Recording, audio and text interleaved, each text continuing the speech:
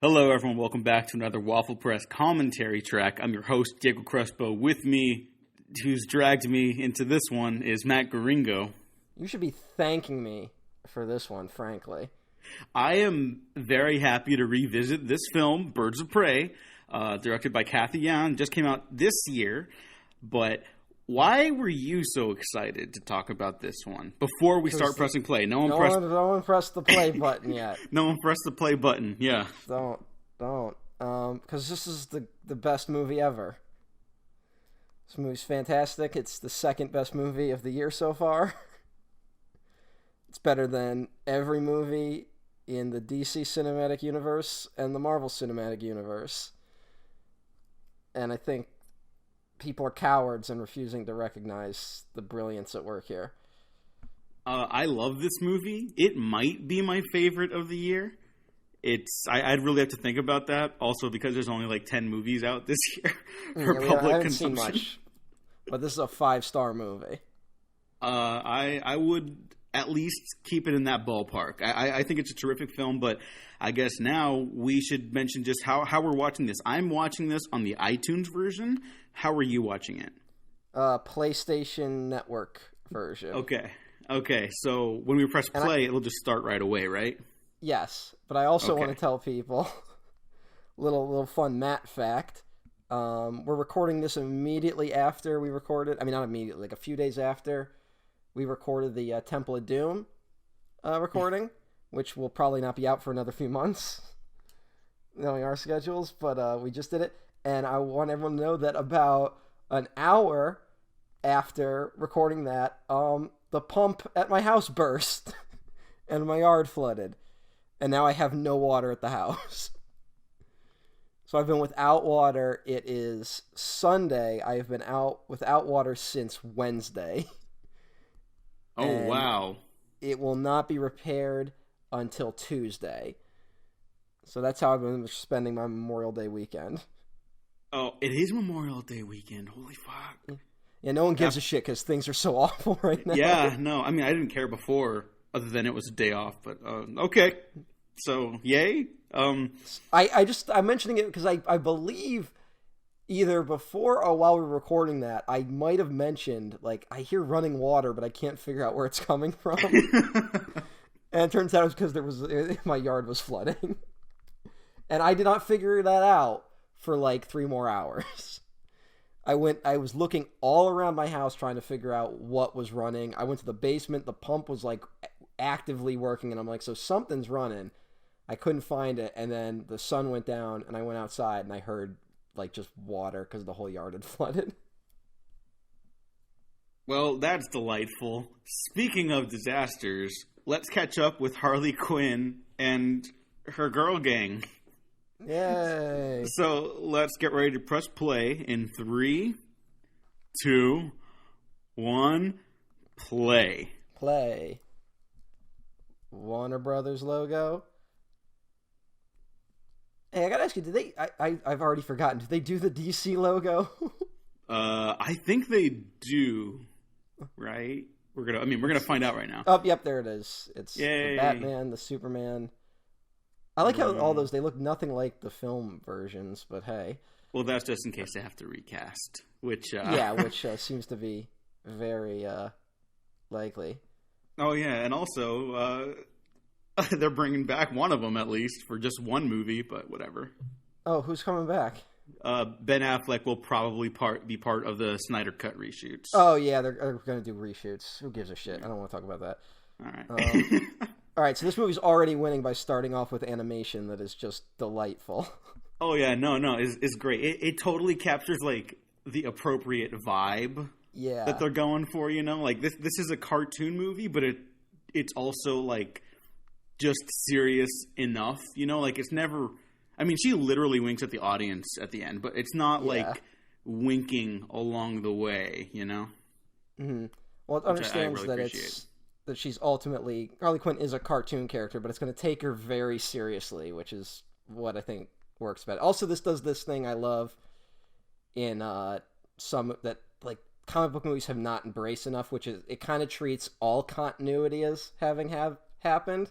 Because we get to see brief glimpses of what Harley was probably doing with the Joker before Suicide Squad. Yeah. Suicide Squad is mentioned very obliquely in this. Well, I mean, like right now, her cartoon outfit is the Suicide Squad outfit. Yeah, but that Joker was not what's his name Joker, and then the henchmen were like clown henchmen. Yeah. Which is I would like a return to that Joker, please. I'm sure there's a lot of incentive to do that now that Joker has made $1 billion trying to be Taxi Driver, but hey. Yeah, whatever. This is much better than the Joker film by like it's not even point. There's no point to compare. Like this is it's so much better. Yeah, I don't want to turn this as much as that's my MO most of the time. I don't want to turn this into a hate fest at other movies. No, of course, yeah. But like I said, this is just miles away better than any of the other DC movies. And I like some of the DC movies, but like this one is just it like eats their lunch.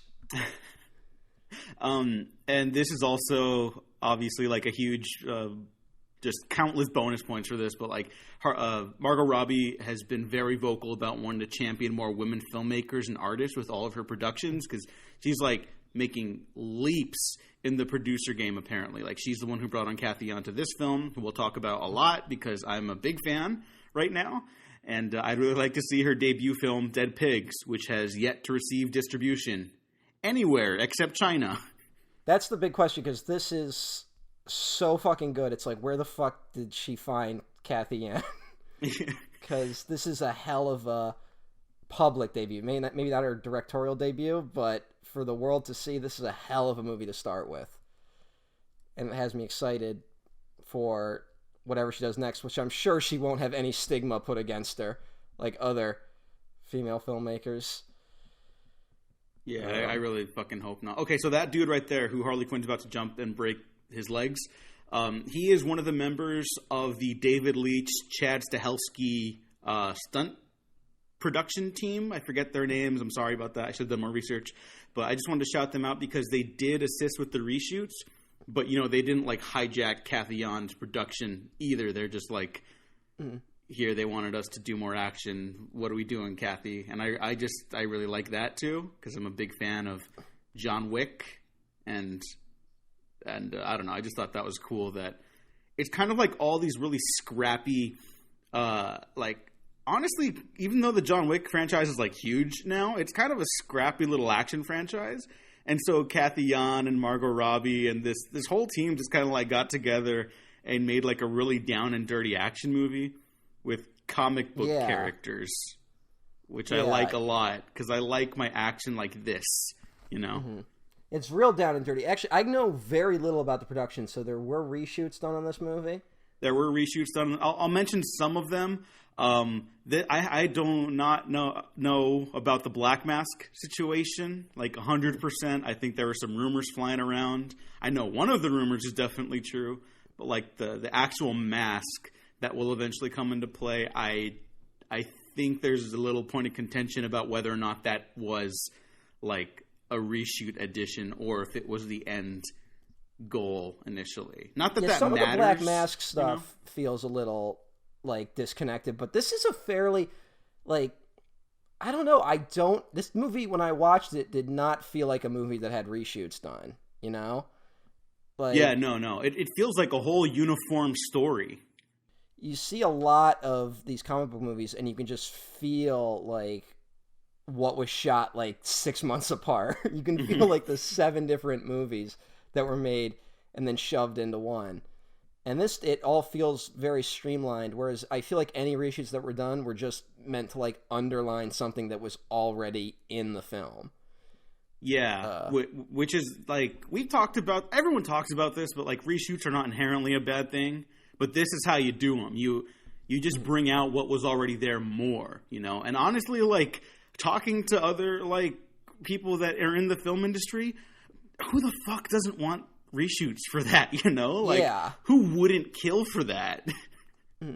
You just want to make it better, honestly. It's always, the problem is that, like, reshoots have turned into a thing now where, like, scared producers will fundamentally try to change the DNA of a film like when it's already finished.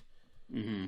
And I mean, again, I hate to be like hater, but just look at Suicide Squad, the film that essentially leads into this, which does pretty much everything this movie does, except all of that was done because they were desperately trying to cobble together a film that was rushed out, you know?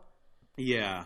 Like, I honestly understand, like, this is a movie where, I don't even know why I went to see it, because I was so, like, I've been trying to divorce myself from comic book movies for the longest time, and everyone I know kind of gave mixed reviews of this.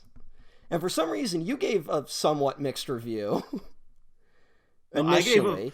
I gave a positive review. You were mostly asterisk. simping on Black Canary. Oh yeah, no, Black Canary is gorgeous, but that's not the reason.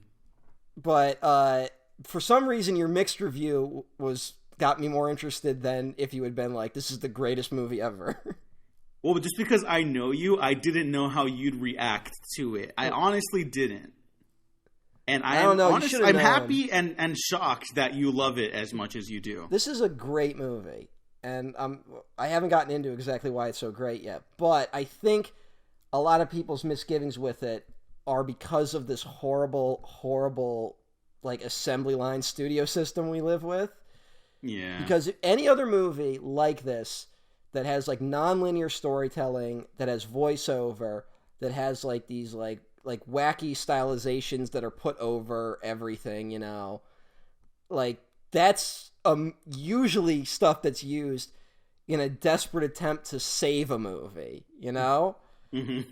Again, I mean, look at Suicide Squad. There's so much talk about how, like, that was edited by multiple different groups just trying to, like, make it work.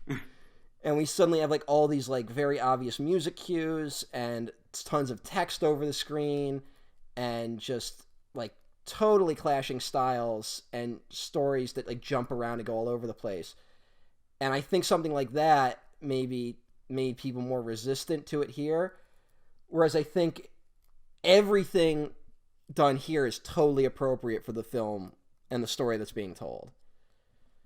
Yeah, also, that cut we just saw, when it went from the police night sequence to this, is apparently one, like, take. Oh, wow. Which is fucking nuts. That's nuts. Yeah. And I don't think it was it wasn't digitally stitched together, which is, like, insane. No, then right here too. Like, obviously this is the same one, but, like, I don't know. I just was dumbfounded when I heard that, because wow, that's pretty nuts if true, crazy if true. Yeah.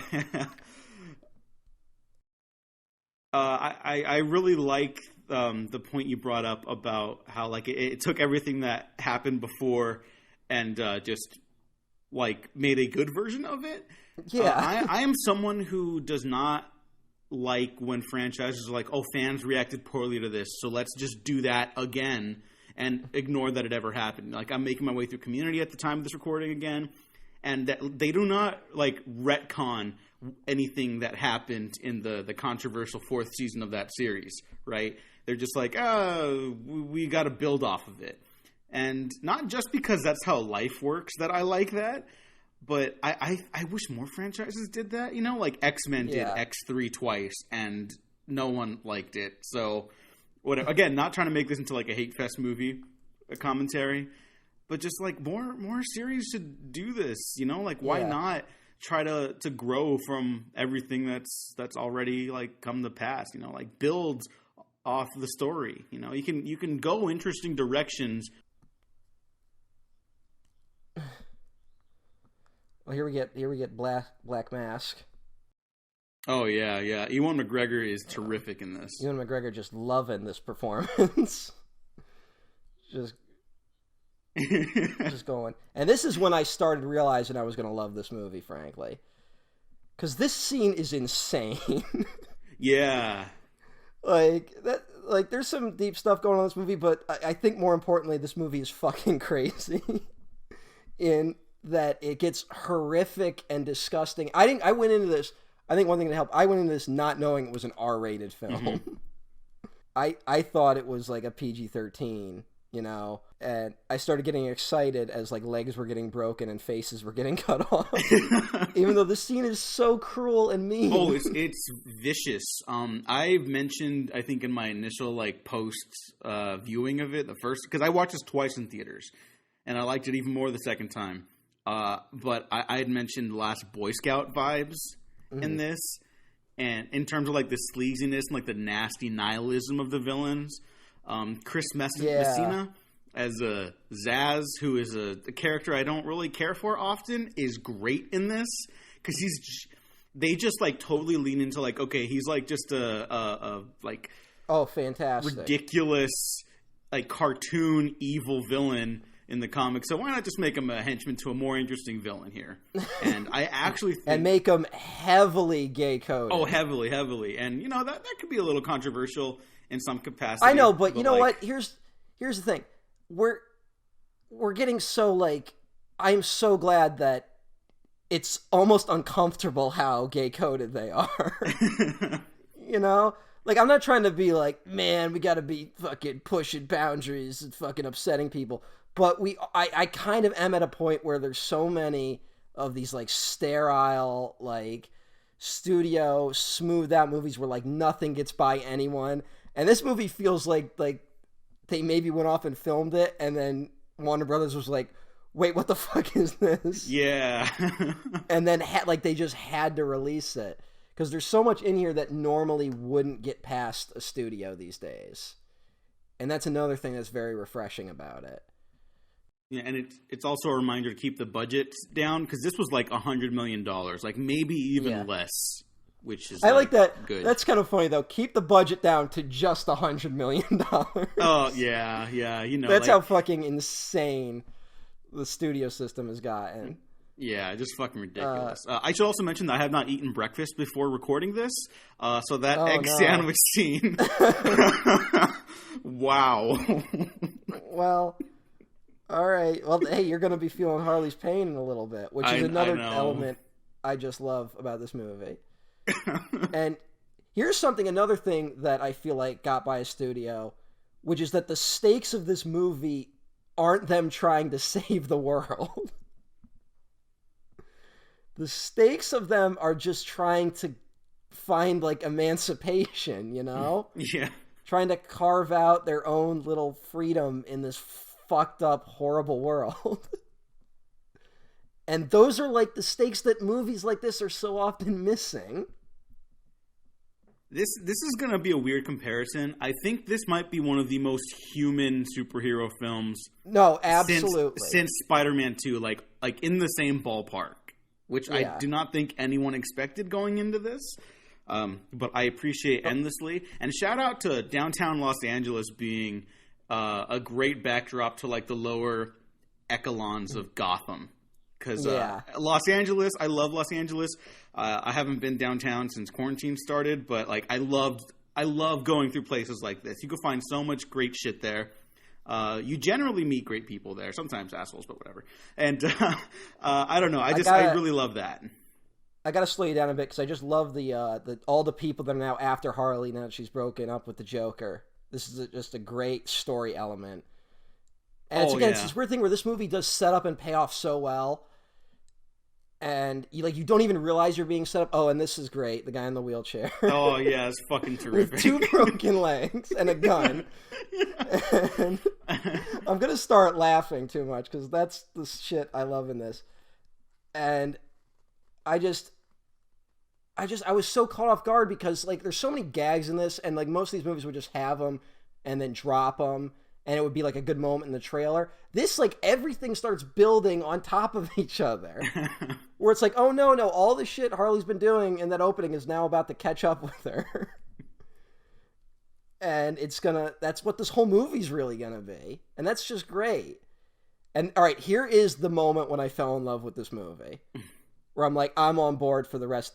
When this guy in the wheelchair gets hit by the truck. I knew in that moment I was going to love this movie. Because it doesn't get better than that, does it? The movie or like life? No, movies. Like all cinema. I don't know. Like, fuck, Bergman can suck it. That shit, guy in a wheelchair with 2 broken legs getting hit by a bus is what I want to see. Because the guy driving the bus got shot. Come on, man. This guy's Matthew Willig, a great character actor. Never really blew up, but he just pops up in, like, the great, like, action genre stuff, you know? Yeah. I'm a fan. And I give this movie a lot of credit, like, all the ways they're trying to edit around not having Jared Leto. Oh, yeah. No, it's so good. Are those clips? They did show like a brief scene of her falling into the vat. I saw Suicide Squad once. Are those clips from Suicide Squad, or are those reshoots? No, those early clips are from Suicide Squad. Yeah. Okay, so those are the only clips from Suicide Squad, I guess. Yeah, which again, I really just appreciate. Whatever, I'm not a fan, but keep it there. You know, explore the fallout from that. That's some really interesting stuff.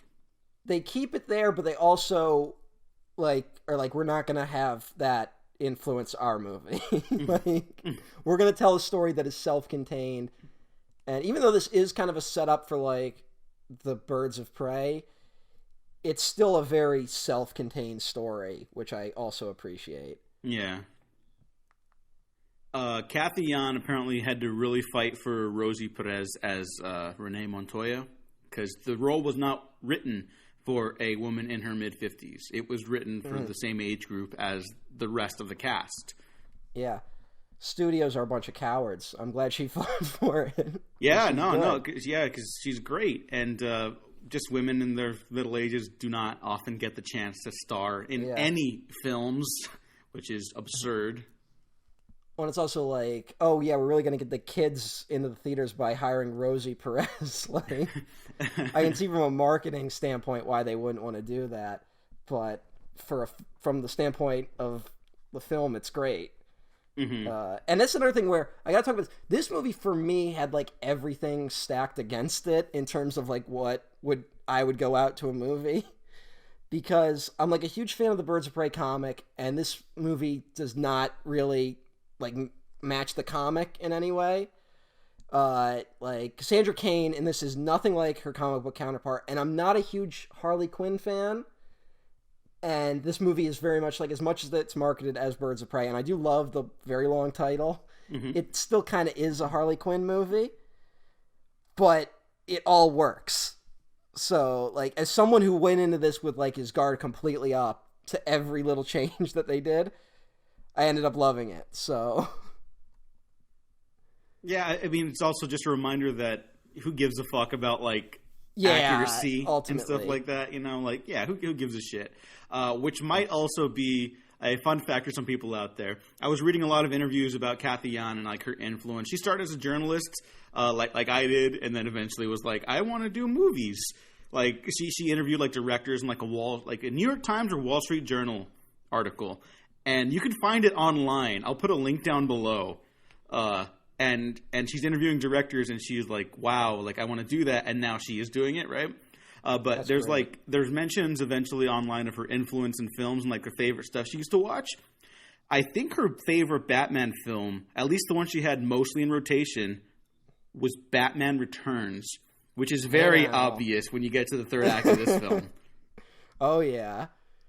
No, this is definitely, and guess what though? Batman Returns might be my favorite of that era Batman movies. I think this movie's better. Wow. I fucking love this movie. I can't, like, I'm almost like don't know where to start with like how good I think this movie is. So like I'm constantly tripping over myself, but I'm not shocked to hear that might have been an influence on this movie.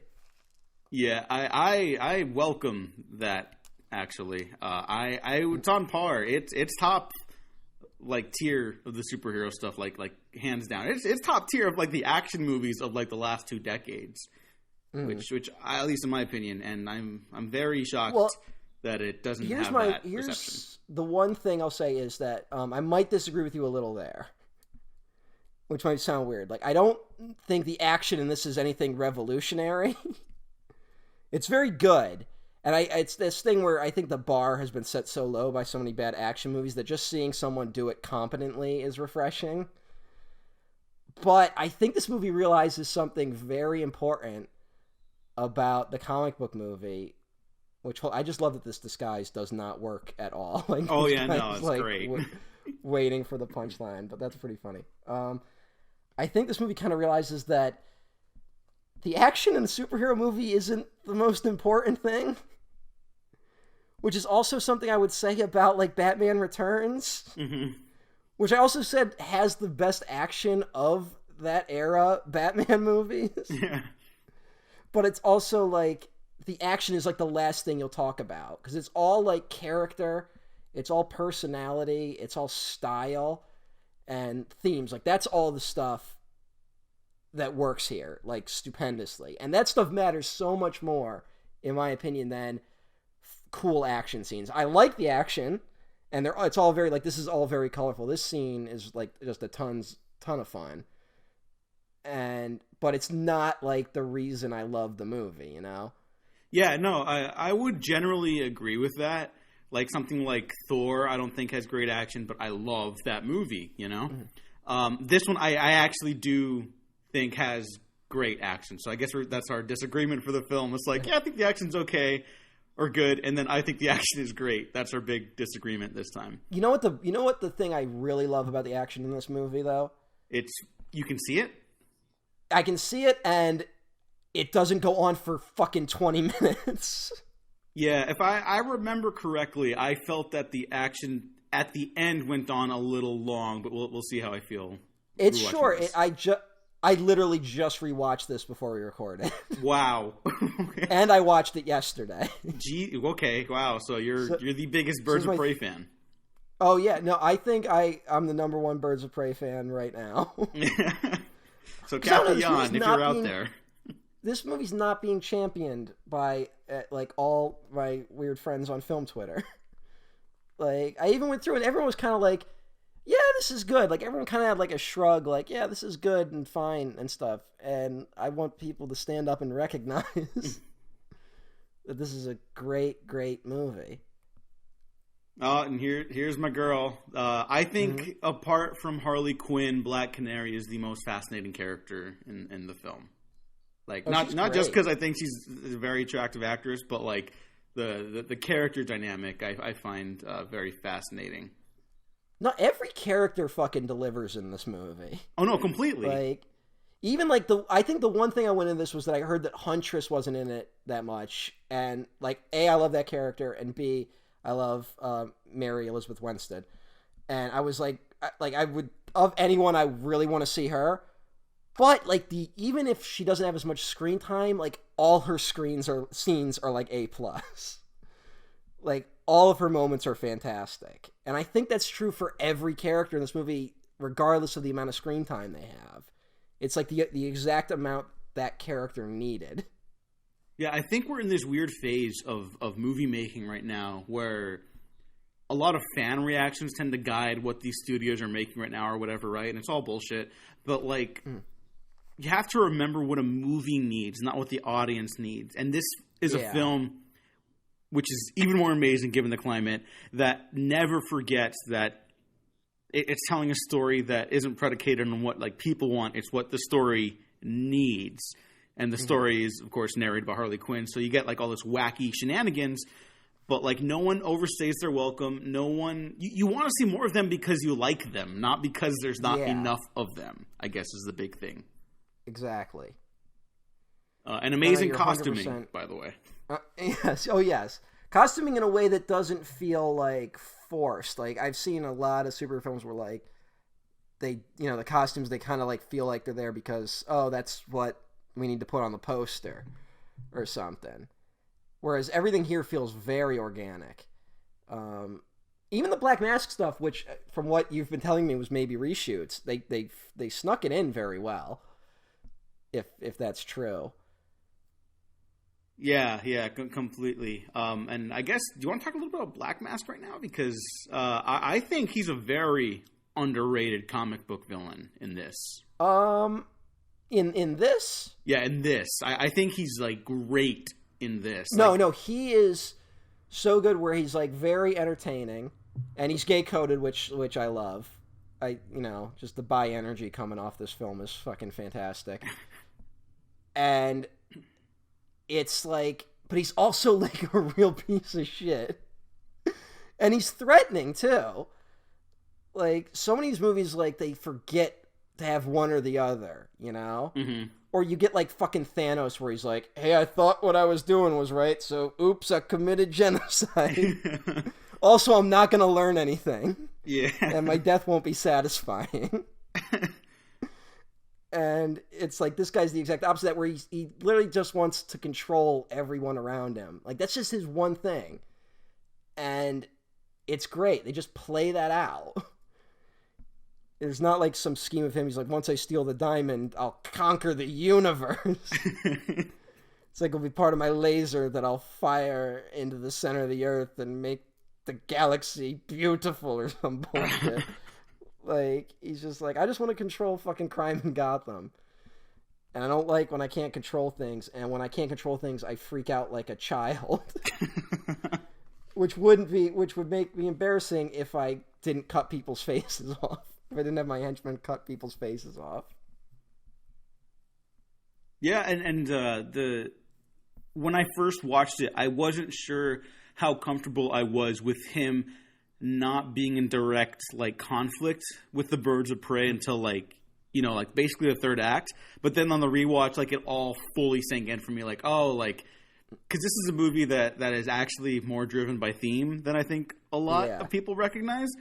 And like, his whole persona is like the direct conflict with these women trying to, be emancipated in Gotham City. Yeah, well, it's like, that's where the nonlinear.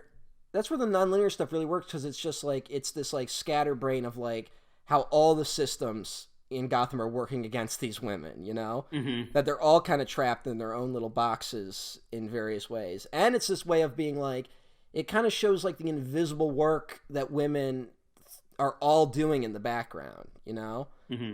Like in history, especially, like we kind of see that where all the men get written about and the women kind of like get forgotten.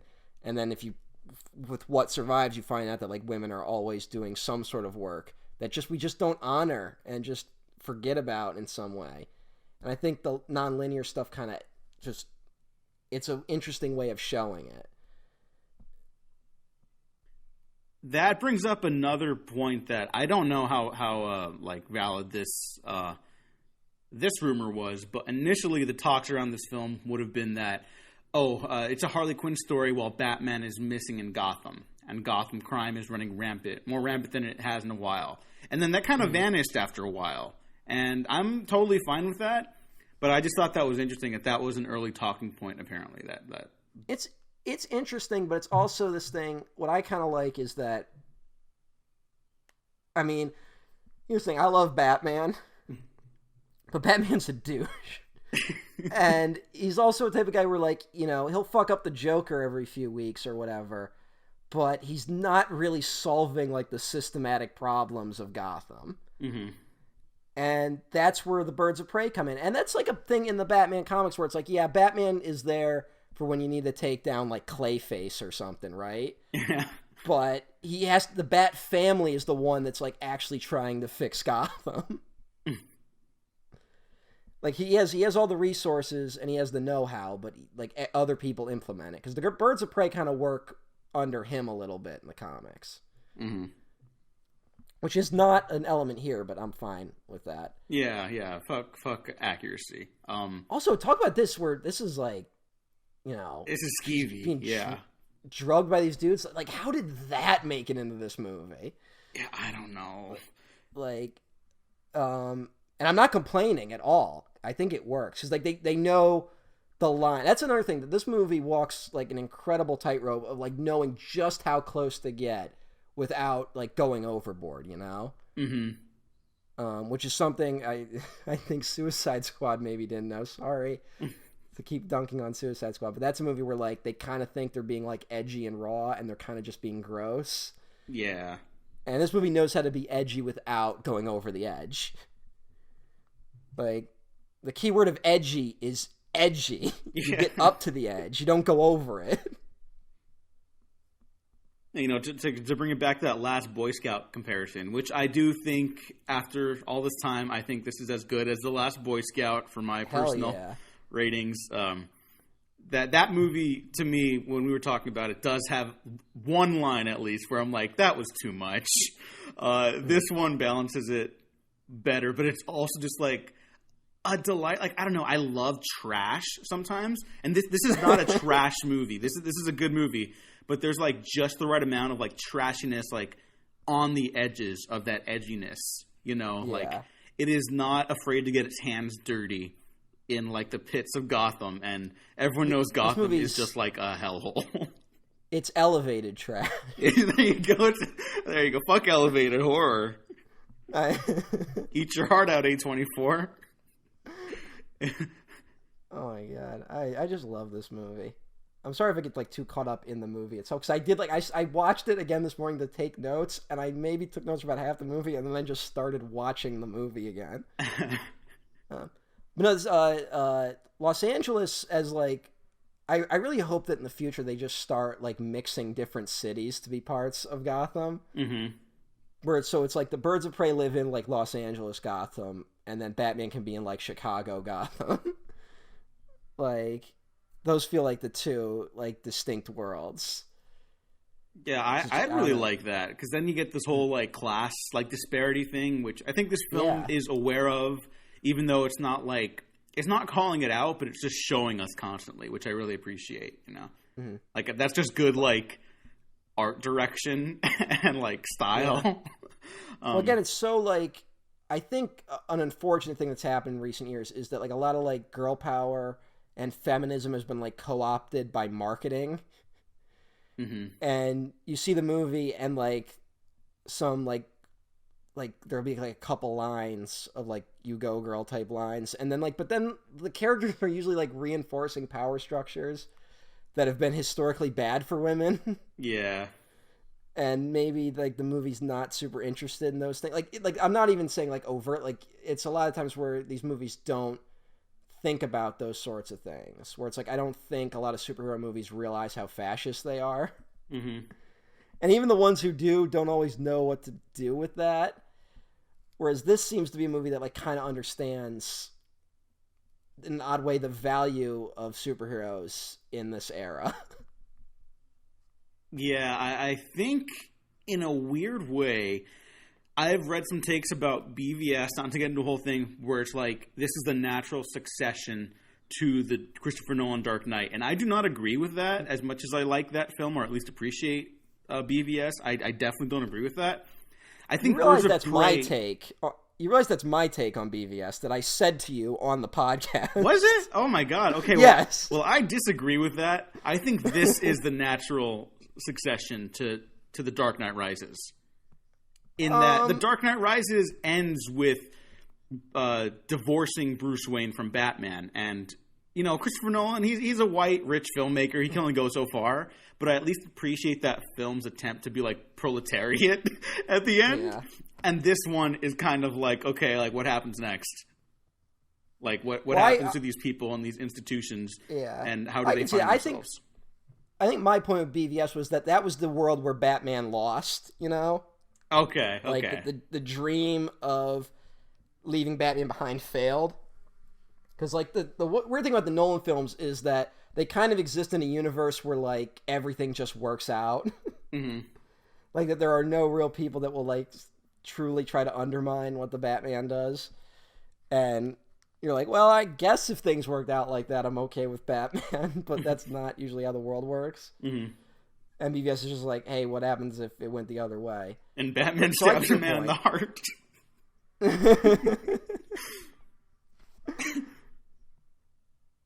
So look, they're having dinner together. Yeah, it's nice. They act like human beings, which I appreciate. Yeah, and even though they're the worst people ever. Oh yeah, no, they're awful. That's another thing. Again, this movie does have a lot of moments where it's just like, yeah, I'm just having dinner while I wait for my fucking diamond to come in, and I need a new driver. Like that's what that scene's kind of. It's not like a scene where it's like, we're on the run, everything's happening in one day. This is just a brief interlude from the nightmare of our lives. Like, yeah. which so many fucking superhero movies are these days. And it allows like these really just brief human moments. Like that's why Harley just hanging out with Cassandra is like the best stuff in this movie.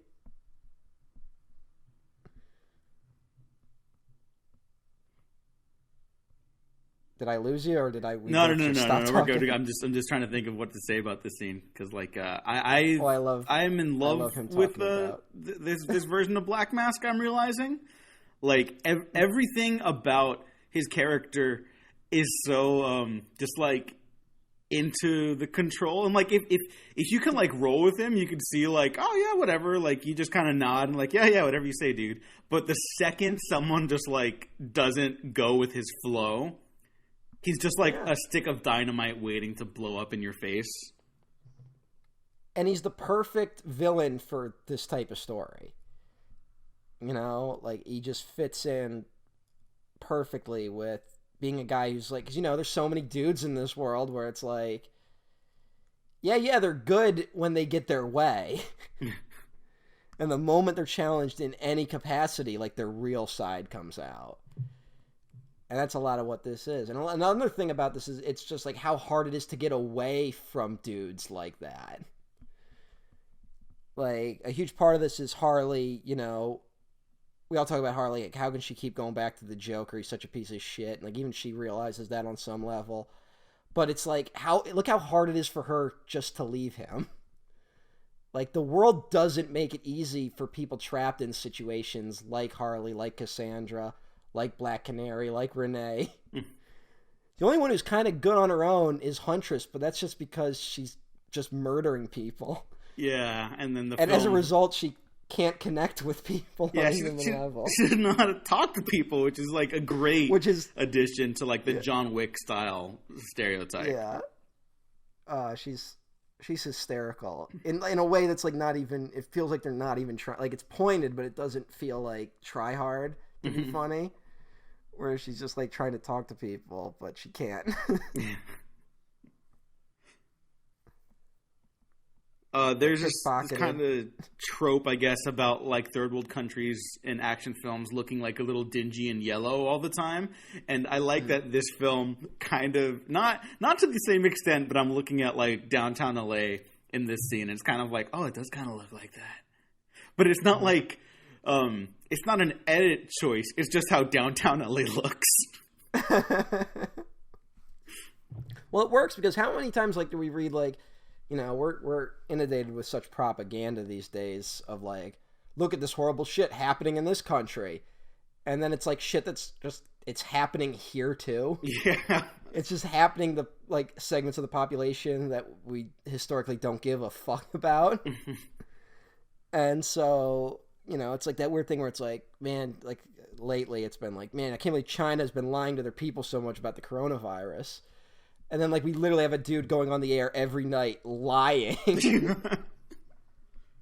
Well, at the time... And everyone knows he's lying, too. Like, that's the thing. Everyone knows he's lying. And no one cares. And at the time of recording, he was saying that the toll is down in America. And that is just not true at all. Yeah, and which is also... Today is the day that the New York Times has put out their paper with the 100,000... people who have died from the coronavirus, which is pretty heartbreaking. That's more than the Vietnam Memorial. Wow. Which I believe has like 60,000 names on it. So things are going great. Yeah, so if you ever feel the need to like listen to Trump talk, like you don't have to do that to yourself. You do not. There's no reason to ever do that again. There's nothing to be gained. You could just watch this movie. Yeah, watch Birds of Prey. You'll learn so much more about the state of America by watching this movie. That's actually kind of true. Hey. Now, this diamond is his things. Do you know about the initial rumor about the diamond? What? Okay, so way back before this came out, like almost a year before release, like when they were just filming on this, the big point of like contention online was this rumor perpetuated by Grace Randolph, everyone's favorite YouTuber. Oh, yeah. Everyone loves Grace. Anyways, that in the diamond that Black Mask was trying to gain, there was like some code in there that was like digitized information that contained Black Mask's dick pics. And the final reveal and the punchline in the original version of the film would have been that revelation, that it was Roman Sionis' dick pics. Now, no one has come out to declare whether or not that is true or false. It's garbage that it was even like a point of discussion before this movie came out. But I actually think that would have been kind of also funny and would have been like another point of like why Black Mask is so great in this, because it's literally his thing that he's trying to get back, you know? But he's trying to get his dick back. Yeah, he's trying to get his dick back. I don't know how true that is, but I think that's interesting. Harley voted for Bernie. Yeah. Let's throw that out there. Chaotic good. Is she the dirtbag left? I think at the end of this film, yes. I think she's dirtbag left at the start, and at the end she's a little more open to like actually organizing. Because that's the failure of the dirtbag left right now, is that they talk a lot of shit, but then they don't actually organize. But Harley inadvertently helps organize the Birds of Prey, but then she's like, fuck it.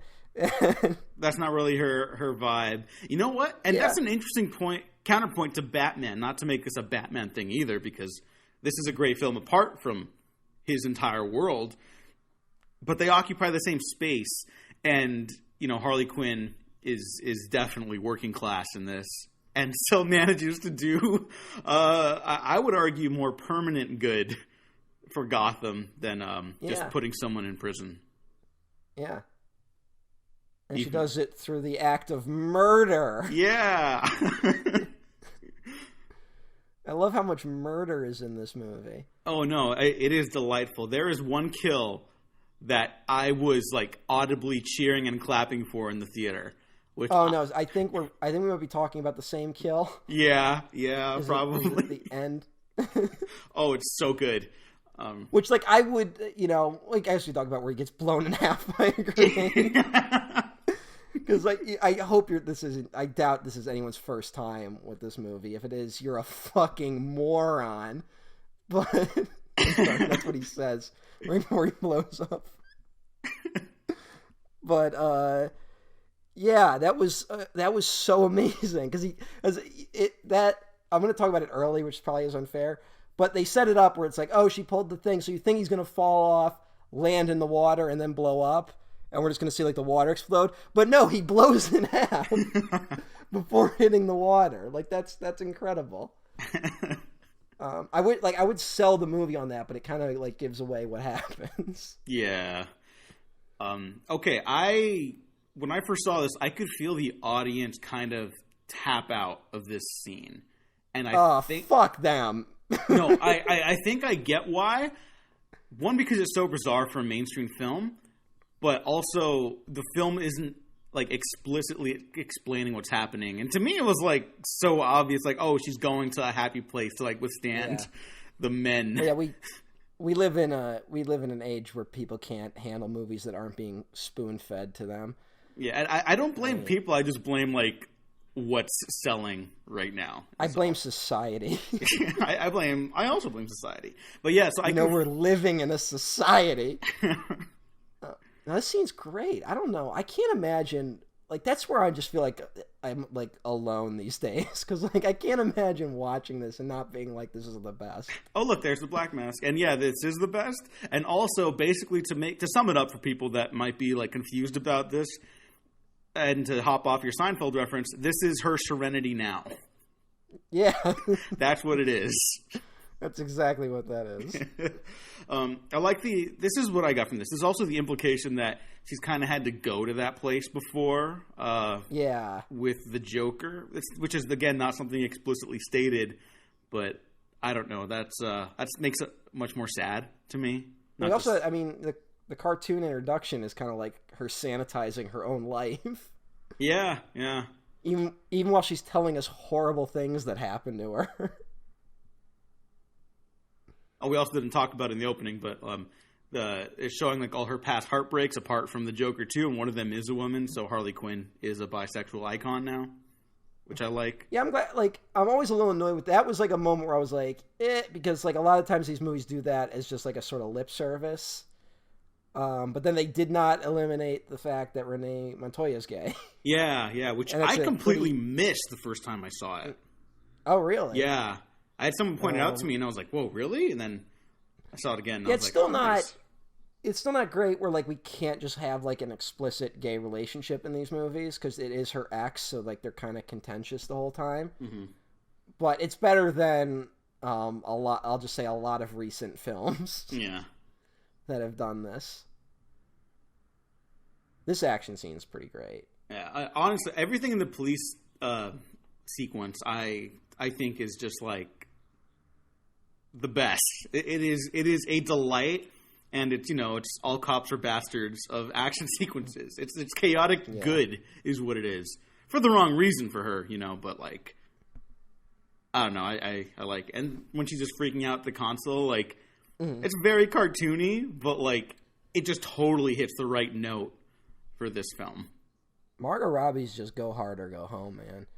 Like, she's fucking committed to this shit. Oh, yeah. She's so good. Yeah, she's again, it's like, this is a character where if you're, like, just slightly off, it doesn't work. And if you're slightly off, then you're stuck with this character for the whole movie. Like, it would kill the entire film. Yeah. She deserves so much credit for just, like, nailing it. Honestly, you know what? Margot Robbie, Best Actress, 2020. Hey, yeah, fucking the Joker can get an Oscar. Multiple Oscars now the Joker has received. Like, why not, you fucking cowards? But it won't, because this movie came out and kind of like just no one cared. Which I just don't get. I don't either, but I mean, another movie this reminds me of is fucking Punisher Warzone. Oh God, yeah. And another comic book superhero film made by a woman filmmaker that like went under the radar and was better than like every other superhero film of its era. And I hope that this gets like that kind of resurgence where like 10 years from now we're all talking about how no, this movie's actually brilliant. And like I'm sure there are people talking about it now, but we just haven't like the Birds of Prey. We just haven't found each other yet. Yeah, I think it's building, and you know what this really does remind me of, like those old like '90s solid action movies that were moderately well received in their time, like The Last Boy Scout, but then later build like this classic cult reputation. Like Last Boy Scout received like mostly mixed reviews, but Roger Ebert was like, "Yeah, this is like a solid movie," and then it's just never brought up in like the decade's best unless you're like a diehard action fan, right? Well, I think the problem with like Last Boy Scout, like we forget in that era, it's like every other weekend there's a movie that markets itself like The Last Boy Scout. Mm-hmm. So it feels like it's just more of the same bullshit. Whereas this is another movie where it's like every other weekend we get a superhero movie. So when you see commercials for it, you're like, I've seen all this shit before. But then when you actually watch it, it's like so much better. And I think that makes it difficult for people to recognize at times. Because that's why Last Boy Scout lasted, whereas so many other action movies from that era, like fucking Money Train or something, like no one cares about. Or Happy Amblin favorite, Bulletproof. Yeah, Bulletproof is probably another example. But I also think this will age better than the majority of like the Marvel films. Oh no, completely. I think we're already feeling that some of the Marvel films like are just like movies that I will never watch again. And this movie, I've already rewatched it like 5 times. This is like my 5th watch. I think this is only number 3 for me. I think I only saw it twice in theaters, and then I had not revisited it before this. That was the real test. I did not get to see it twice in theaters because I think I saw this, and then I saw Invisible Man, and then all theaters were closed. And the real test for this movie for me was going to be when I watched it when I did a rewatch, because all these superhero films, even when I complain about them, is that supposed to be cocaine? Yeah, that's cocaine. So that's why that's another insane thing, that the heroine of this film is going to do cocaine and then beat the shit out of people. Oh, no. When I saw that in the trailer, I was like, is that what I think it is? No way. And then this scene happened, and I was just like, I was cackling. It's so awesome. Yeah. Like, obviously drugs are bad in real life, but like in a movie like this, I kind of want it to be like as nasty as possible, considering the world that surrounds them. So I was like losing my mind. Yeah. No, it's great. And it's another thing of like, this movie's very like nasty and gross and violent. And there's so many movies that do this. And I'm not sure exactly where. Maybe it's because the violence is more real in this movie, like that. Like the legs just, like those are never going to work again. But I think of something like Deadpool, which is like hyper violent and full of disgusting stuff, and that movie, like, it feels like a joke, you know? It's very tame hyper violence, though, you know, which is odd because that Deadpool 2 was directed by the crew that I'm praising for the action in this. Yeah, that's nuts. At least half of that crew. Which is very nuts, considering that this is a significantly better film than Deadpool 2. Just lit that man's face on fire. Yeah, I love that. And it's just like, it's all these wacky little, like, small moments in the action, too, that really give it, like, this flavor that's not there. Like, in not just superhero stuff, but, like, a lot of action movies nowadays, which is why I think I call the action in this film, like, really great. Mm-hmm. Oh, she just shoots that guy. Yeah, like, no, there's no niceties about this. It's just like she aimed a gun at the back of another human being's head, pulled the trigger. He doesn't even know he died, and she's the hero. And it's so cold. That was a cold kill, man. Yeah, I don't know. This movie, it's just, it works, you know. Mm-hmm. Not to be like all Todd Howard, but it just works. Oh, we're going there. We're not. Oh no, I don't have nice things to say about that. Let's just move on. Yeah. That's why I always feel bad whenever I say something, because like I like movies, but I'm not always the best at critiquing them. Mm-hmm. Like sometimes I just watch a movie and like I can feel that it works, but I'm not great at pointing out why. Oh, she's about to blow up this woman. Oh, yeah. Again, it's like I think of Captain America: The Winter Soldier, which is a movie I like. Mm-hmm. But if you watch that movie, anytime anyone's killed in that movie, it's like on an edit or it's like in the background, so you don't really see it. So none of the kills feel real. And that's a movie that's trying to be about drone warfare. And it like pulls its punches on the kills, so I guess it's just refreshing to see murder again. For the right reasons? Question mark? Yeah, murder. See, sometimes murder's okay. That's not what I'm saying. I know. Oh my god.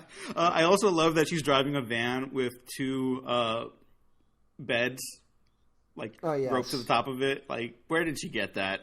But I mean, this in a positive way. Yeah, she takes that vehicle of everything. Mm-hmm. I mean,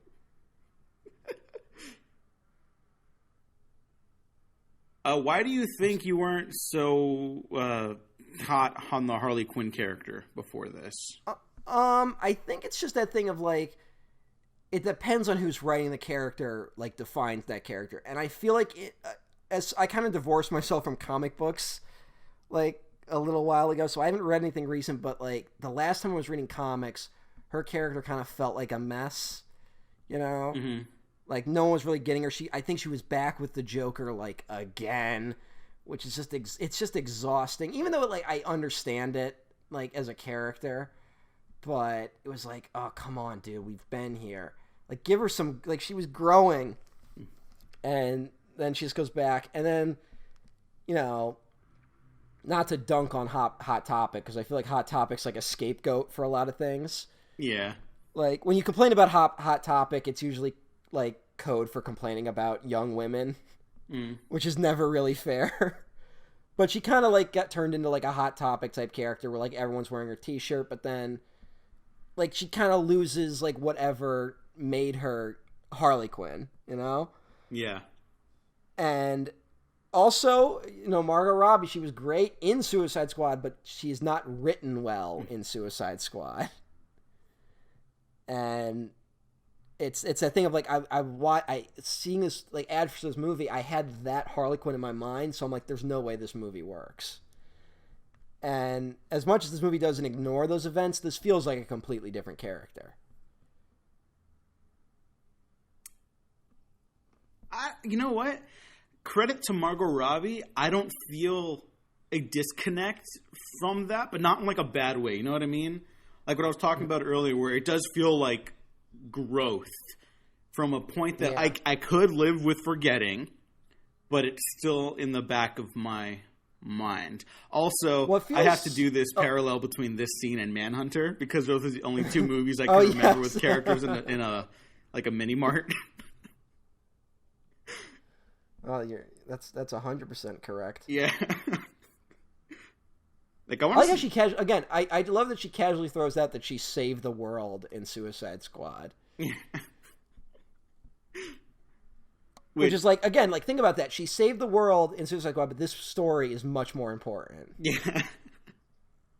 Well, it helps that this one's about character. Yeah, this one's about actual human beings. Doesn't she have a Suicide Squad tattoo, Margot Robbie? Yeah, everyone in Suicide Squad got a squad tattoo. Yeah, they tattooed each other. Yeah, which, you know, that's nice that they all got along. I'm not going to take anything away from that. No, that's great.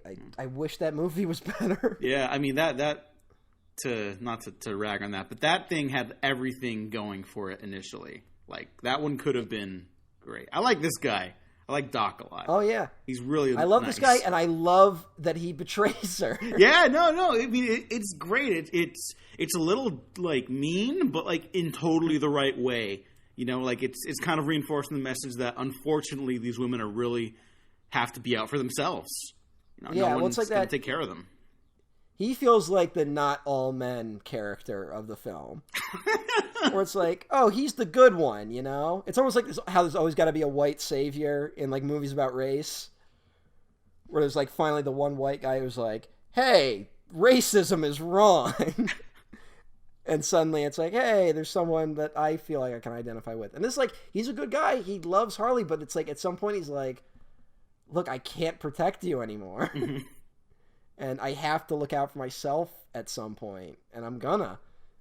And that's just, I think that's true about a lot of people in this world sometimes. As much as we all try to pretend we're the good ones, sometimes, you know, push comes to shove on certain things. We might not be as bad as Black Mask, but we are contributing to a society that keeps people like Black Mask in power. So what you're saying is that the reason people don't like this movie is because they don't understand the world. Maybe. Because that's what I'll say. I won't share that on Twitter, but if you're listening to this commentary... That makes sense, in a way. I mean... I don't know, I feel like there was this weird moment where... someone on... I can't remember, I'm sorry, I can't remember who, but someone was talking about... Sorry to Bother You recently on Twitter, and how like that movie like kind of had like this brief moment, and there was kind of this moment when that movie came out where it felt like we were winning, you know, that like in spite of everything we were winning, and then after that shit turned again. Yeah. And now Joe Biden is the Democrat nominee, and I feel like there's like this weird defeat in the world right now. And I think this movie kind of taps into some of those feelings in a way, without offering, like, clean solutions. Yeah, I mean, that there's an air of people just being tired and just like, let's just try to go back to the way things were. And you really can't just do that. And this might be a little too real of a comparison, but like we just can't go back to the days of Obama and our blissful ignorance of real world problems for our age group. Harley Quinn can't really go back to the Joker because that's, one, also blissful ignorance for her and just frankly unhealthy. I don't know. Maybe I'm pulling way too far there. No, that I think that fits perfectly. Huntress. This is when we finally get her backstory, I think, right? Yes, and let me just say, I am not comparing Obama to the Joker. I feel like I shouldn't make that declaration. Yeah, maybe your metaphor falls apart a little bit there. I'm just saying the situation of a familiar comfort is not always long-term comfort. Do you remember in the 2012 election when everyone was comparing Joe Biden to the Joker positively? Oh, no, I have no... What the fuck? That happened? Because when he debated Paul Ryan in 2012, he laughed at everything Paul Ryan said. And everyone was like, hey, he's like the Joker. I missed that entirely. Hey, that was a moment. Hey, remember Paul Ryan? Remember he was the future of the Republican Party? Well... Here's this is what happened. This is what the Republican Party did to Paul Ryan. Yeah, this one's not going public. I'm sorry. No, fuck that. Don't be a coward, you dipshit. This and the Rise of Skywalker one will just be behind a paywall. All right, fine. It's a metaphor. I'm not advocating real violence. No, I know. I'm just saying. We're laughing horribly as a family gets murdered, so I apologize for that. And this one guy, there's the one guy who did the right thing. And even then, he did like contribute to murdering a family. So yeah, you know, it's not clean cut. Nothing in this movie is clean cut, and in a way that feels more honest, which is like kind of fucked up. But I like it. You think if you're a criminal. I love this drawing. You think if you're a criminal and you show up to a rival criminal's house with your gang with a bunch of guns and you're like just a henchman, do you think maybe there's a chance you're like, oh, I didn't realize we were coming here to murder everyone? I just thought we were coming to like yell at them. We're just giving them a warning. Here's another thing this movie does better than a lot of recent films where everyone's calling the crossbow killer the crossbow guy. And then it's like, oh no, they don't even have the capacity to realize it's a woman. Which is another trope I usually hate in movies. But this is one where it's like, I don't know, they make it more, because like we see that Huntress is the one doing it. So whenever they say crossbow guy, like we know they're wrong. I think of like Solo, where, who's that girl at the end of Solo? Enfys Nest. Yeah, where it's supposed to be a big deal that, oh, it's a woman that's been doing all this. Like, women can't do that. And this movie doesn't do that. It's more just that you wouldn't think a woman was doing that. I like Solo. Hey, yeah. Listen. How can you like it after seeing that a movie like this can exist? Oh no, this is much better than Solo, but I'm just saying. Yeah. So what's this girl's name? Victoria? The actress? Erica. Oh, okay. No, the character. Because this is like her one scene, and she's like really good in it. Oh, she, I believe, was in Iron Man 3 for like a scene or something like that. But she is also in Waffle Press favorite, Beyond Skyline. Shout out to filmmaker pal Liam O'Donnell. She's really good in that. And it's a fun little genre film. It's on Netflix right now, so you can all check it out. She's really good. You know what the scene kind of reminds me of? This is going to be a weird comparison. You remember in Heat when Waingro is with that young girl and then like right before he murders her? And he's like, you don't know what this is, do you? Remember she's like, she thinks he's like being like playful? Like that scene's like fucking terrifying. Yeah. That's what the scene reminds me of. I think it taps into something similar. Joke. She thinks it's a joke until he's like ripped the dress off. Yeah. Which is disgusting and horrible. Yeah, and again, it doesn't go too far but it needs to, or the film, at least the story, needs to show like how vile he is. But the framing of the characters is also very good. And shout out to director of photography Matthew Libatique, who of course is a man, but was apparently very like hands-on with Kathy. You have to be if you're a DP, obviously, but like she really helped guide the look of this film. Although a lot of his stuff, if you look up like his filmography, is very like colorful and very rich. I'd recommend like anything he shot. Honestly, even his collaborations with like lesser filmmakers. Like I think he shot Venom right before this, and even that film doesn't look like garbage. I think one thing that really helps the scene work is that we kind of never don't see the pain and terror on Erica's face. And there's never like a full body exploitation shot of her with the dress off, you know? Yeah. Like that scene's less about the dress being off and more about it coming off. You know how she's being like yanked around? Mm-hmm. It's so brutal. Again, it's a moment where it's like, how the fuck is this in a studio movie today? Okay, here, it reminded you of Heat. It just reminded me of In the Cut. Oh, yeah. Which is a great film, which also, like this and Punisher Warzone, which In the Cut is not an action film, so don't go in knowing that. Yeah. It's a noir, and it's very, very nihilistic. Oh, yes. That's one of the meanest films I've ever seen. To the point where, like, I probably won't revisit it anytime soon. It's a really good movie, though. Yeah, I really love that film, but it's not, like, a comforting watch by any means. Yeah. Unlike Birds of Prey, which I will probably toss on whenever I want something that puts me in a happy place, even though it is also violent and angry, but in a fun way. It like, I don't want to make like too overt comparisons, but riding the wave of this movie is very similar to like RoboCop for me, where RoboCop is like got tons of weird action and violence that is like very funny, but also scenes that are just horrific and hard to watch. Like Murphy getting shot in RoboCop is like awful.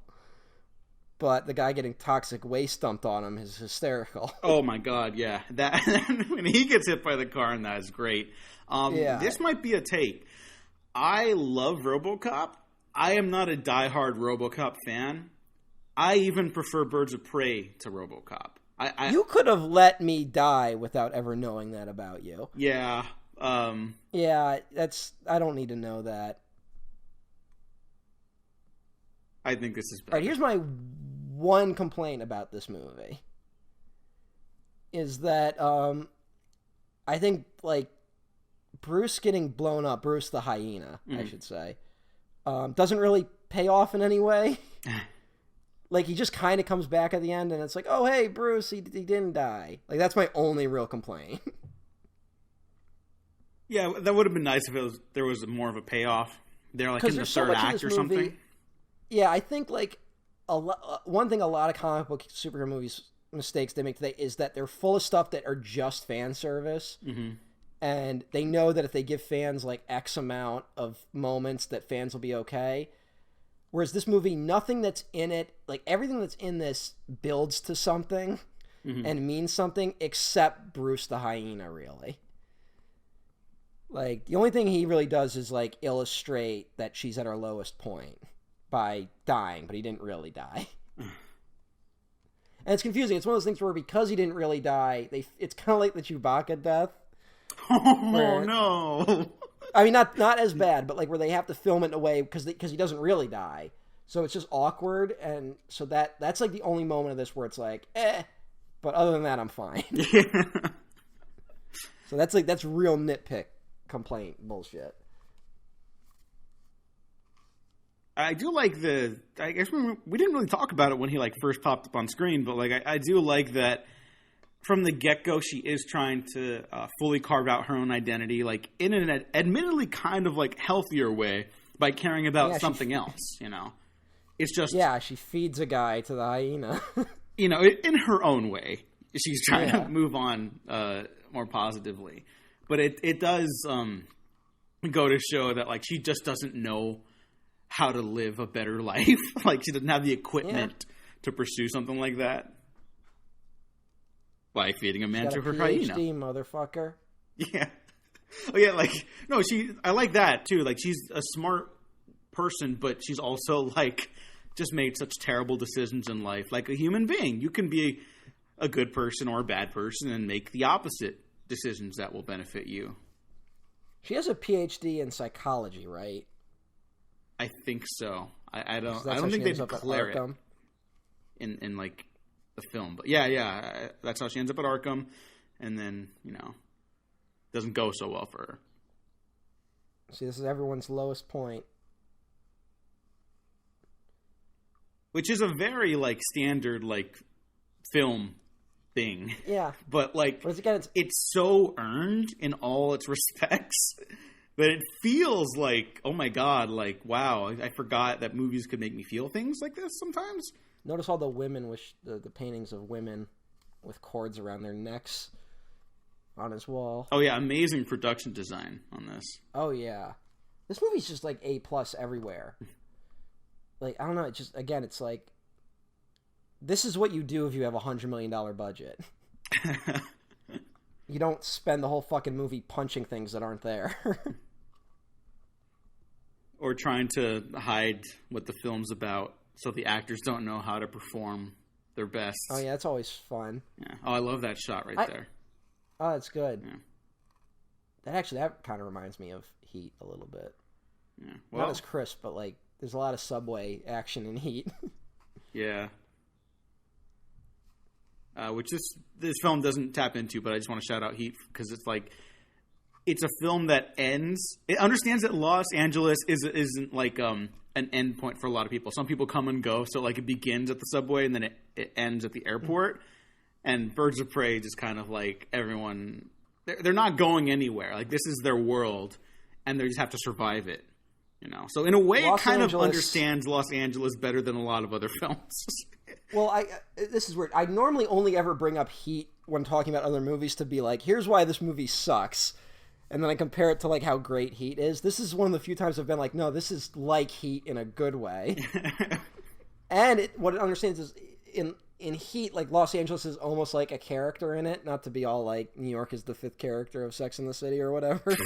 But like Los Angeles like has a personality. This is like one of the few times, again, where I think you get the Batman Returns influence, where Gotham feels like a character, Yeah, which we've talked a lot about, like how... Which is something that not to dunk on other movies, but I think that's something that BVS utterly fails at. Yeah. I don't think there's any personality to any of the locations in those movies. At least not in terms of the city. I can go to bat for like the Batcave and stuff like that in those, but like the dichotomy between Metropolis and Gotham is not as present as it should be for a movie called Batman v Superman. Yeah, but like Joel Schumacher got the Batcave right. Like you have to try to fuck up the Batcave. Yeah. Joel Schumacher's Gotham is like honestly kind of one of my ideal Gothams, along with Birds of Prey and Batman Returns. It's fine. I think it's one of those things where it's like, mix all the elements. Yeah. Like, mix them together and you'd have my perfect Gotham. Yeah, and you know what? I guess here's where I think Birds of Prey succeeds. It kind of blends, like, the really outlandish Batman Returns and Batman Forever elements into, like, something kind of gothic, but also, like, very pop art friendly. Like, because this rundown amusement park is really bleak, but also here's all these flashing lights and like really colorful set design, but also it's something that's like dead and decaying. Yeah. Which is great. This is the first, this might be crazy, is this the first theatrically released Batman film where one of the Joker's hideouts is actually an amusement park?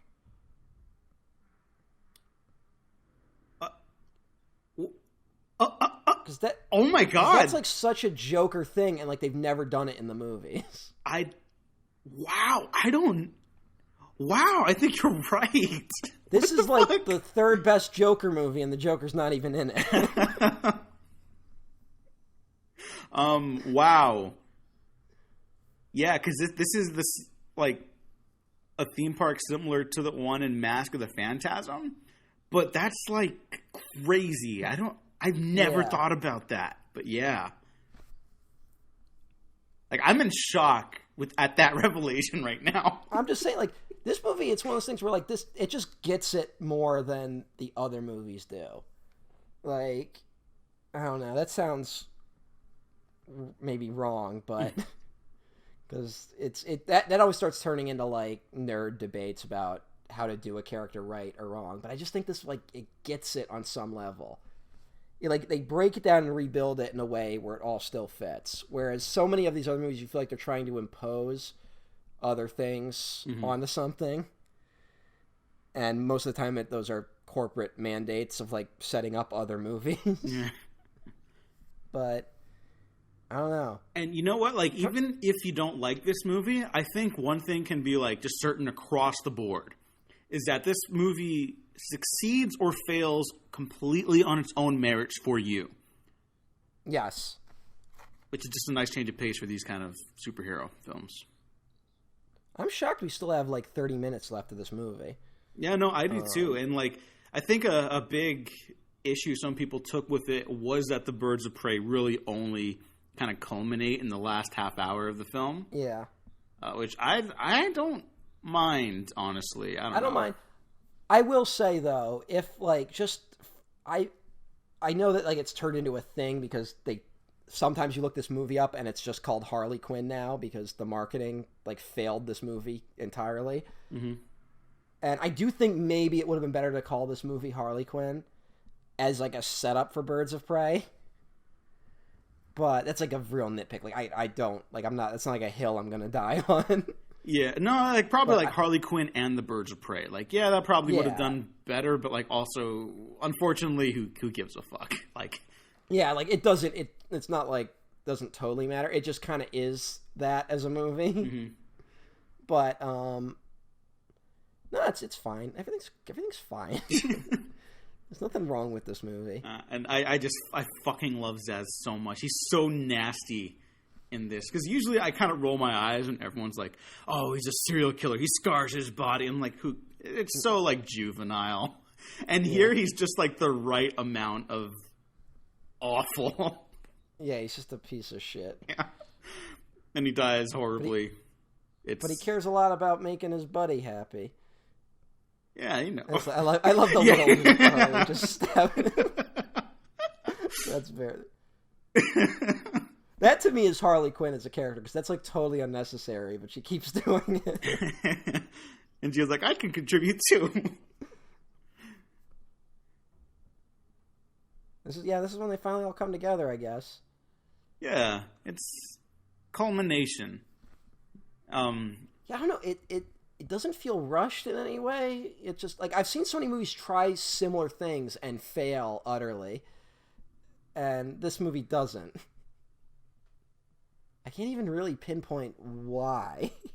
Maybe it is like that very simple thing of like, oh, this is what happens when you have actually motivated characters. I mean, with real personality, basically, and, arcs that work and set up and pay off. Like, it's not just a series of things happening to people. It's like they make decisions that lead places. Mm-hmm. And it's so weird. It's just like, that might be an incredibly low bar, but like so many movies are failing to meet it these days. It's not sanitized, which again, not to get into a whole like PC culture thing or anything like that. That's not what we're saying. We're not complaining about PC culture. We're complaining about corporate culture. There you go. Because a lot of the sanitation that's done to movies these days isn't done entirely at the behest of corporations that want to sell these movies to as many people as possible. You know what else makes this like build up work, I think, in regard to the character stuff? It reminds me a lot of, to go to another Shane Black comparison, Lethal Weapon. I think when you watch that original Lethal Weapon, you forget that the first hour of that is just these dudes kind of getting to know each other.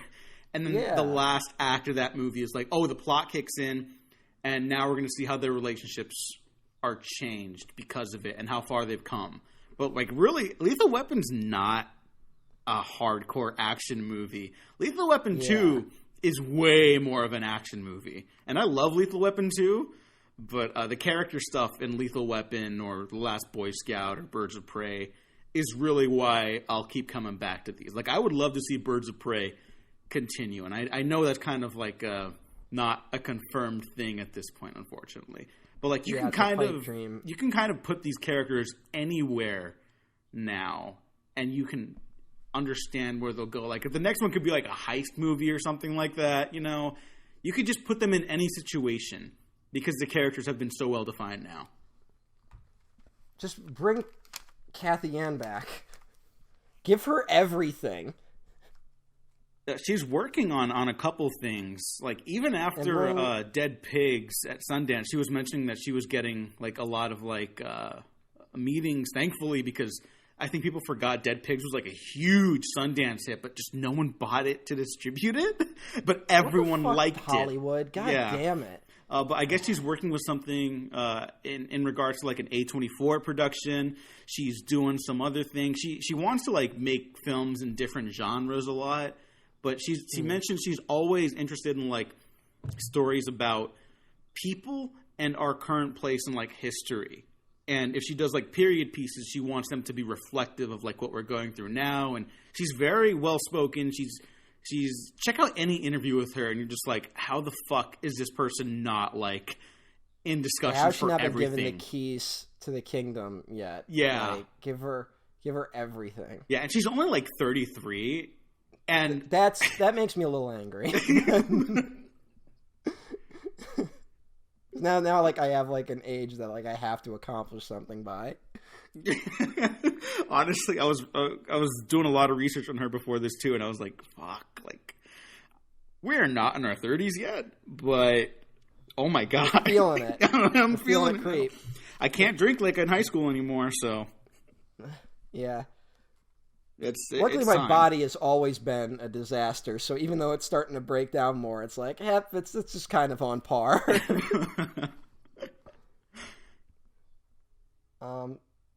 Quick shout out to Christina Hodgson. Is that her name? Oh yeah, the screenwriter. Yeah, who also wrote Bumblebee, which is a movie I really like. Yeah, Bumblebee's good. Also had all the cards stacked against it because I fucking hate those Transformers movies. And Bumblebee's like really, really good. Like not like a masterpiece, but it's pretty solid. Yeah, that's a good movie. Also, similar situation. It's another movie where like the core of it really works, of like the characters, and that like overrides anything else around it. See, this moment reminds me a lot of Punisher Warzone. Oh fuck yeah! Where Jigsaw's like rounding up all the gangs to go after the Punisher. Although I believe in that he's like literally marching around like a Nazi. Yeah, and then standing in front of like a symbol of the American flag and stuff like that, and it's the only thing that I think maybe edges out Punisher Warzone is Punisher Warzone has Looney Bin Jim. Oh shit!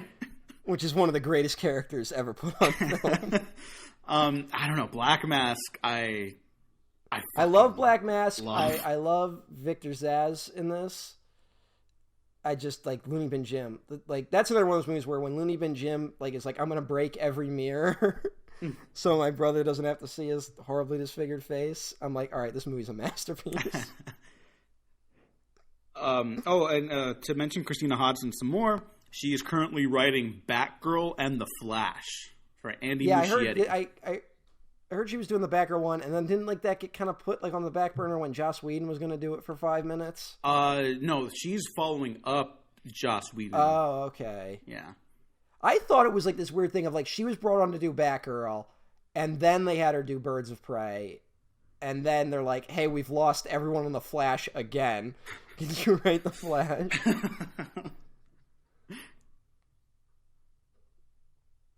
sure that has nothing to do with maybe who's playing the Flash. Well, no, that's a new problem that they have to figure out. But enough about that. Let's talk about this incredible action scene down a slide. Stabbing a man to death on a slide. It's the perfect encapsulation of like, what's the Birds of Prey like? Just show that scene. And it's like, oh, okay, I'm in. This reminds me a lot of the opening of Guardians of the Galaxy 2. Oh, this is wow. a weird comparison. Uh-huh. Where, Go ahead. But instead of Baby Groot, they're like kind of have like they each get like a little moment with Cassandra Cain. Oh, I guess, yeah. Huh, how about that? It's a good way of being like, hey, they've become a family without them looking at the camera and being like, we're a family now. Yeah, you know, some people are still like, what was the point of that scene? And I'm like, oh, so we just have film illiteracy is what we're... Which one? The Guardians scene? Yeah. Yeah. I don't know. But, no, this is like the perfect distillation of like the entire film's vibe. It's like colorful and like candy coated, but it's also like horrifically violent. There's like cursing, there's blood everywhere. There's roller skates later. And just a bunch of weird like gang members and different like get-ups and face masks and stuff like that. I want to shout out the Black mask because I actually like it a lot in this, and like usually, it's just kind solid. of like superheroes and supervillains need like their costumes, but like I think a good adaptation or like story with these characters will attempt to like draw something from them. And Black Mask in this, he's kind of like everything he's doing is a facade. He's just an angry like man who wants to control everything, and like when he's out in the streets of Gotham is when he like dons like a literal mask, like inside his own club, he's at home so he can like tell people to do whatever they want. So I don't know. I just think that's like very inventive, whether or not it was a reshoot. Yeah. I will say, all right, here's two more very minor nitpicks. They do a very good job, but I wish there was just a little more personality to these different gangs they fight. Mm-hmm. They do an all right job, but it's kind of like they kind of just show up, but that's fine. Like that doesn't totally matter. And I wish there was maybe one moment where we could see Black Mask reacting to the fact that Zaz is dead. Yeah, I could roll with those little bits. But again, it's not the most important thing ever. Also, that's another thing where it's like they have that. I don't know. I'm just so used to movies having a scene where it's like, oh yeah, Harley Quinn was in a roller derby league, right? Mm-hmm. And then it just doesn't mean anything. It's just like a scene. Yeah. And here it's like, oh no, that's going to be the climax of the movie. Which is, again, like really remarkable setup and payoff because one, we're seeing her know how to use the roller skates at first, but also like how she doesn't work well with others in that. And then here, that's the entire climax is her working well with others. And it's not like her being like, wow, I never worked well with others before. We're just seeing it play out. Also, that's another moment where it was kind of like signaled that this movie might be something special. Just to go back, is the scene when she kind of like leaves her roller derby league because they're all talking shit about her. Mm-hmm. There's just like if you look, the one girl has like a tampon up her nose because it's bleeding so much, and it's like there's no attention really drawn to it, and it's like that's a detail that did not need to be there, but someone made that decision, and I'm so glad they did. And this movie's full of little moments like that. Did Harley get did she have her mallet in Suicide Squad? I don't think so. She had the bat, yeah. Which Margot Robbie still apparently owns, which I like a lot. Hey, good for her. Yeah. That's cool. Yeah, I like how protective she is of the character now. I know. I hope that like she just has the power, even if this wasn't a huge hit. I hope she just has the power to just force more Harley Quinn movies. Yeah, that would be great. Because she'll be in Suicide Squad 2, which will probably be a big hit because James Gunn. Oh, she's going to be in that? Yeah. Oh, I thought. Huh. Yeah, I have no idea. So I know she's in it, but I don't know context or anything. I like James Gunn, so I am excited about that movie regardless. Yeah, me too. And they just let him go gun-ho, apparently, so which is, fingers crossed, we'll see. Yeah. Maybe we'll do a commentary on that if it owns.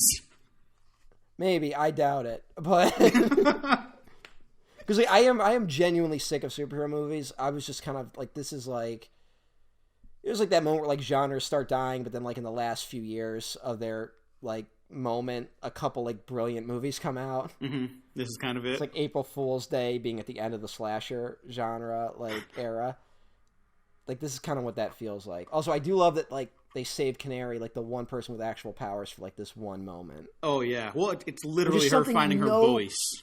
Yeah, and it's like, but superhero movies never do this where it's like a build up to them using the power once. Which is something that I guess the other like really good superhero movie of recent years is Spider-Man Into the Spider-Verse. Mm-hmm. And that's a movie that's all about him trying to learn how to use his powers.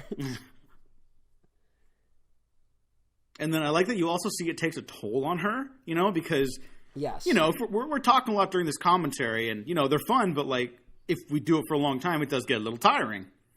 Like that's just... it's just normal human energy being expended. Yeah, living is a fucking exhausting thing to do these days. Yeah. So, imagine like trying to perform any basic task under the climate of the world right now. Maybe we're all living in Gotham City. Maybe. It fucking feels like it sometimes. Yeah. And not in a fun way. Someone needs to fucking come up with a better Batman. We need a new Batman for our times. And unfortunately, Robert Pattinson Batman looks like it's going to be Batman Begins again. Yeah, but Robert Pattinson is like a genuine crazy person, so that'll be kind of fun. He's a good actor, and I like his stuff, but I'm waiting on that one. Yeah. We'll see. Like but right now, this is as long as I get this movie, I'm fine. Yeah, like God, that's great. Revisiting this again, I'm just like, wow, yeah, this was even better than I kind of teed up for you. I know, it's even better. Like, it gets better every time around. And so we're like, after we recently did Rise of Skywalker, like when I logged it, I took away half a star, and then I added that half a star to this movie. So this went from 4.5 stars to 5 stars. I don't remember. I think I gave it 4. I don't know. I think you maybe gave it 3.5. No, that's not true. I definitely did not. I know I didn't go lower than 4, but let's look it up. Okay. Well, I don't do star ratings anymore, but I'm pretty sure I gave it 4. Oh, you know what? You didn't give it a star rating. That's what it was. Oh, okay. But hold on, I'm gonna roast my friends. No. Well, hang on. I also want to say while you're looking up all that. The car chases are like a genuinely lost art form, I believe, unless you're like George Miller, apparently, or the Wachowski sisters. So shout out to this car chase for being like genuinely thrilling, and a tee up from her previous excursion roller skating in the beginning and in the abandoned amusement park. Like this stuff just really like kind of kicks ass. Yeah, Diego, you did not give it a star rating. It's too good for star ratings. Look in here, like everyone I know gave it like 3 and 3.5. Yeah, to me that's crazy. Like I expected Abby more Phelps people gave it 3. What's wrong with you, Abby? Dan Doherty did not give it anything. Not even a like. He just said this kicks so much ass. It's crazy. So that's good. Okay, yeah, that's good. Silent Dawn gave it 2.5. I like that kid though. I'll yell at him later. You better. Yeah. Everyone deserves their ass kicked for this. For just not. We should have all been like championing it. Like, I mean, this should have been a moment. Yeah, I love this finale with like the atmosphere and like the fog and like the distant lighthouse constantly like changing the lighting of the scene, and I don't know, like it's just like, wow, this is like a real film with like production, and that's really refreshing in 2020. Yeah. You know, like I loved Bad Boys for Life, but like the direction in this like just wipes the floor with it. Also, Bad Boys for Life is actually a solid film, even if you didn't like the first two. So everyone check that out after you watch Birds of Prey. Maybe.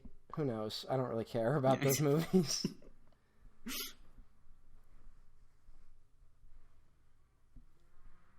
I mean, shit, what else? else is there to say? It's just I don't know. I'm kind of caught up in the scene again. Yeah. it's just very well done. Yeah. And it's another one of those things where like I think like a movie's true strengths and weaknesses show when you watch it with no sound, so you only have the visuals to go on. And this like Rise of Skywalker, you saw how truly bad it was, and this one you kind of see how really great it is. Yeah. His delivery when he says "fucking moron" here is so funny. Just just like really emphasizes moron. Oh, it's great. Margot Robbie, Best Actress. Ewan McGregor, Best Supporting Actor. That's my bill for the Academy. Fucking cowards. Of course, how many movies are there where there's a Best Supporting Actress and Best Actress nominee and then Best Supporting Actor nominee? Usually it's the other way around. Yeah. It's like The Imitation Game or some shit. Oh yeah. Here comes the greatest Oh yeah, this is... I went fucking feral in the theater, honestly. Oh, it's so great. I saw it with a crowd that loved it. It's so good. Yeah. Oh, it's great. So unnecessary, but I'm glad they did it. You know what? Maybe this movie is a little extra, but like in totally the right ways. Exactly. And they have a heartfelt moment together after a man blew into tiny bits. As it should be. Yep. Celebrate blowing up a guy with tacos. It's so good. And you know what? This reminded me of Pineapple Express. And this is a better movie than Pineapple Express, as much as I love it. But like they're just talking about like, whoa, wasn't that fucking crazy? But in a superhero film, like that's so good. This like it's the swarm machine from Avengers, but like extrapolated to like the nth degree. But like a real scene and not a punchline. Yeah, I mean, but that works for that movie. This is more interesting. Yeah, you get to the characters. I'm just a little annoyed. It works for that movie. I'm just annoyed that seems to be like the one joke all these fucking movies do. It's like, hey, we should go to like normally you'd be like, let's go get tacos, ha ha ha, and then like they wouldn't. Yeah, like we don't see that, but here they literally do, and margaritas. And they like commiserate for a moment. Yeah. And the thing where it's like, I think the best movies like they work because you can also feel like it'd be fun to just see these characters hang out for like a day. Which I'm always pushing for. I'm pushing for like now, like in this age of streaming services, like maybe they can put up like a TV movie special that are just like these wild characters hanging out. And, you know, credit to something like Toy Story, which did do that from time to time. Oh, yeah. Which I did appreciate. You know, not like amazing short films, but it's like, oh, that's cool. They're just on mini hangout adventures. What about those Cars short films? Anyway, so Mary Elizabeth Winstead is really good in this. Her awkward little, like, yeah, like, hell yeah, fist bump. It's, like, so funny. I like that Huntress finds it hysterical. Yeah. I'm sorry.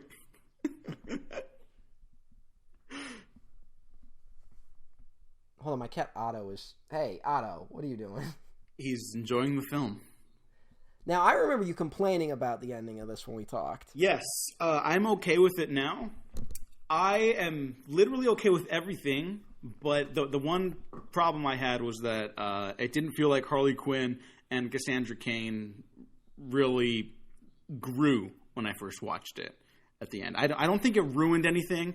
I just thought them driving away was like, like you probably could have ended it. Like I didn't need them literally forming the birds of prey or anything like that, but I just think it caught me off guard. I'm okay with it now. I still don't think it's the best, but I don't think it's bad. You know what I have to say to that? What? You know what I have to say to that? You're a fucking moron. Stupid.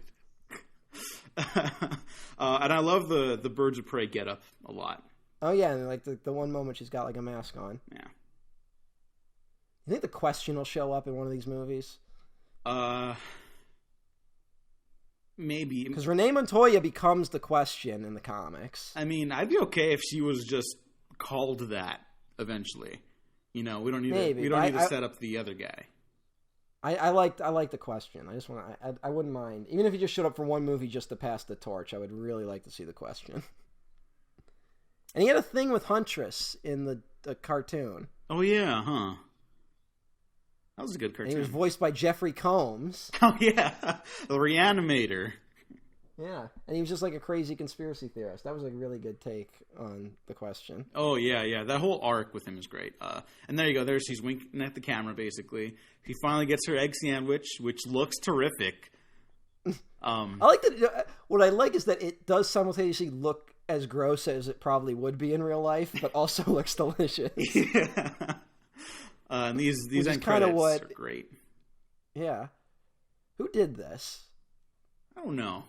But thank you, whoever did it, because it's... Yeah, thanks the person who did this. Delightful. It's all of this was fantastic. Yeah, no, this is the best superhero movie since, like, ever. Yeah, I can't think of the last time I really liked a superhero film this much. It's up there with, like... Because for me, it's Thor and Guardians are, like, head and above the other Marvel movies. And Iron Man 3... This is up there with Guardians 2 for me. Like, every time I've seen it, I have, like, enjoyed it more. And, Daniel Pemberton did the score. That's why it's so fucking good. I'm sorry, I just derailed my own train of thought. But, like, Daniel Pemberton, for those who don't know, did King Arthur, Legend of the Sword. But also Spider-Man Into the Spider-Verse, which has an amazing score. And he's getting more and more work. And just keep an eye out. That dude's going to, like, blow up like Michael Giacchino, I think. Yeah, because this is an industry where they really let talented people blow up these days. Well, look, I was right about Tessa Thompson. I'm going to be right about him, too. All right. Mark my words. What's Lexi Alexander up to these days? I didn't say she was going to blow up. So... Yeah, but I'm just saying. No, she should. Like, yeah. We all should have. She should have, like, we should have rallied around her after Punisher Warzone.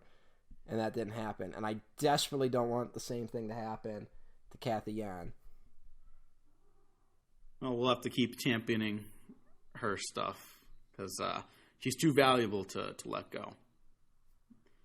Matt, thank you for joining me on this Waffle Press commentary. Are there any final thoughts? This world is full of cowards. Yes. Is that your final thought? I just want everyone to know that I think they're cowardly and I don't respect them. All right. Yeah. Okay. Thanks for paying for the Patreon to get this exclusive commentary. Yeah, I might make this one public down the line. At the time of recording, I still haven't released the thing, so let that be a message to all of you out there to check out the Patreon to get these early. And I guess, where can the people find you, Matt? Talking about Birds of Prey. Emperor OTN1 at twitter.com. I'm also on Letterboxd, I believe is Emperor OTN. I don't know. And I have a Twitch, but that's like on hiatus because of technical issues. Okay. Well, I mean, by the time this goes up, though, you'll probably be back.